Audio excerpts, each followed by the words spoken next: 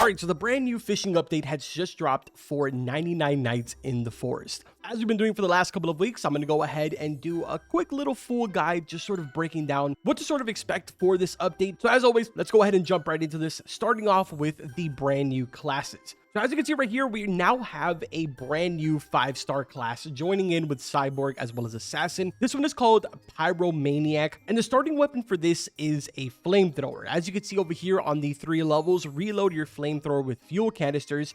Food is auto-cooked on drop. That is literally what you start off with straight off of level 1, which is kind of interesting. A little bit concerning that you can only use fuel canisters, but I'm assuming that the feather vendor is probably going to make this somewhat easier. But we're going to jump in and hopefully see how much actual fuel this can hold. For the other 2 levels, we have fuel canisters restore even more fuel, and you can move faster for every burning enemy, which is going to be useful for when you're doing those big groups. Now, the price for this is 600 diamonds, unfortunately, but again, that has to do with the fact that it is a 5-star class. Now, for the second class that was added, it is Fisherman. This is pretty much a class that if you want to sort of focus just solely on fishing, this is going to be a good option for you. Fishing is this full, like, intricate system that we're going to be going over in just a second. Personally, I will not be using this class, not right now, mainly because it's just sort of beneficial towards the fishing. I can still show you guys everything that's involved with the fishing without using this. So let's go ahead and jump in game and check out the rest of the new stuff. All right, so we've gone ahead and sort of just jumped in game here really quickly.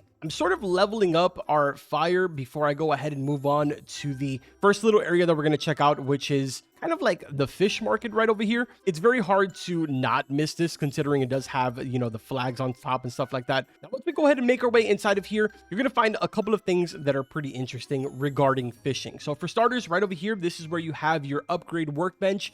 On the right-hand side, you have the index for all 9 of the fishes that are in the game right now.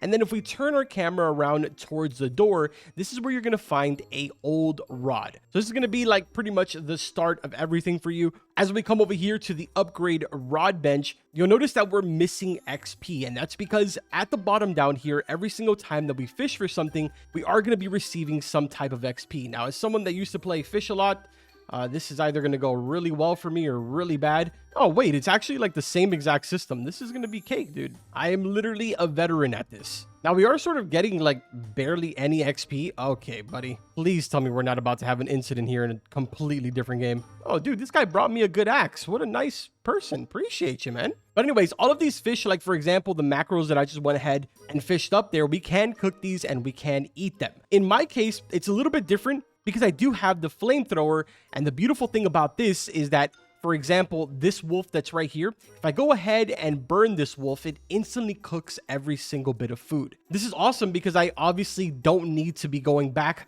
to the campfire all the time in order to be able to get cooked food. Now, keep in mind, every single time that you fail one of these sort of mini-game things, it does reduce your bar on the right-hand side over there. If you notice, I missed there and the bar went down. So just sort of keep that in mind while you are fishing. It looks like the rarer the fish, like for example, this salmon over here, the harder it is obviously to fish. And oh, we lost our little patch there.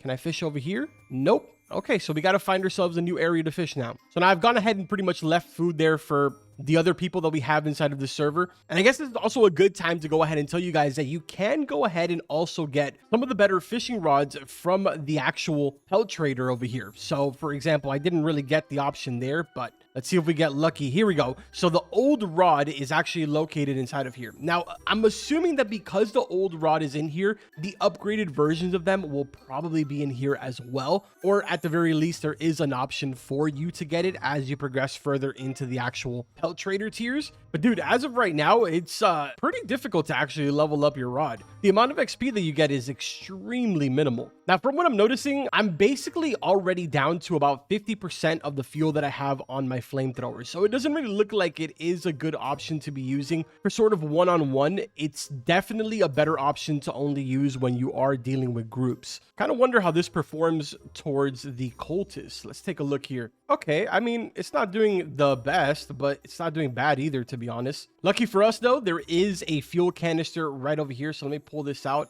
and take.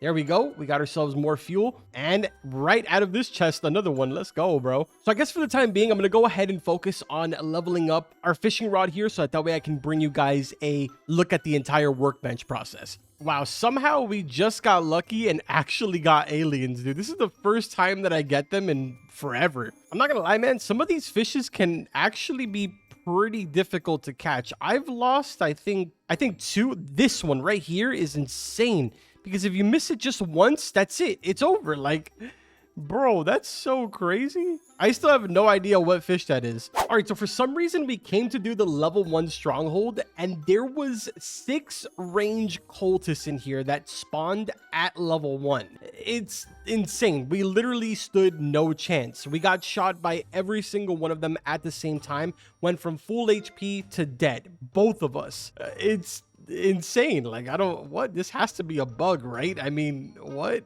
All right, so we just went ahead and leveled it up all the way, so now it says ready for upgrade. As you can see, the fishing rod is now completely glowing, so let's go ahead and upgrade this. There it goes right there. Now it is officially considered a good rod. So let's take this for a spin here really quick just to see how much of a difference it actually makes. The only way I'll really know is if I catch a salmon, really, because technically it should make it a lot easier to catch now. Not that the salmons are really all that different. I am noticing that we're sort of starting off with a lot more of the right bars, sort of like thicker, basically. So now they pretty much have like a full understanding of how fishing works, and it's pretty straightforward. You find yourself your pools, you go ahead and fish, level up your rod, and then upgrade it. It's pretty simple. I'm now pretty much on my second or third game while also using Pyromaniac.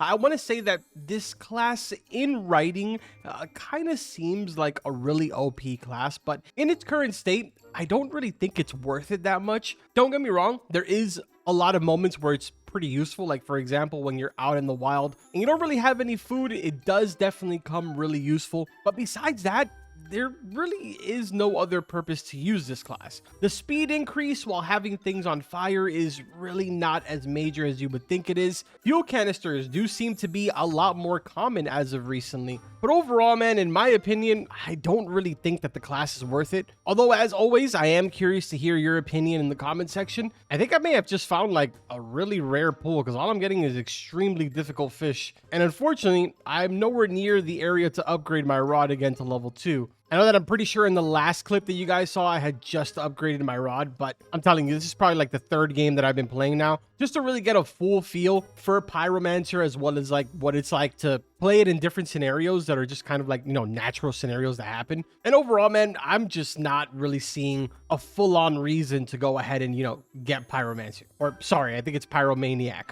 On a side note, here is a jellyfish. I have no idea what that did. Oh, it's making me run faster. Cool. That literally lasted like 1 second. Oh my god. Now, the only other thing that I'm really missing is the brand new melee weapon, but unfortunately, I've been, like I said, playing for the last 2 hours now, have not came across that new melee weapon a single time. But what I can say about it is that apparently it does way more DPS than the Morningstar, so that's really good. Another thing that I do want to correct myself that I said earlier on in the video is that you can get upgraded versions of the rod from the pelt trader. I don't know if that's true or not. As of the time of recording this, I've gone ahead and done the pelt trader a bunch of times in multiple different games. I haven't gotten anything other than the old rod. So if for some reason you were able to get a good rod or any other upgrade from the pelt trader, let me know in the comment section as well, so that way other people are aware. But overall, man, not really the craziest update in the world, but definitely something interesting and sort of like another layer to the game to add on to the sort of survival aspect of it, as far as like, you know, the food source. With that being said, man, I'm going to go ahead and end off this video right here. I hope that you enjoyed it, and I will see you guys in the next one. Take care.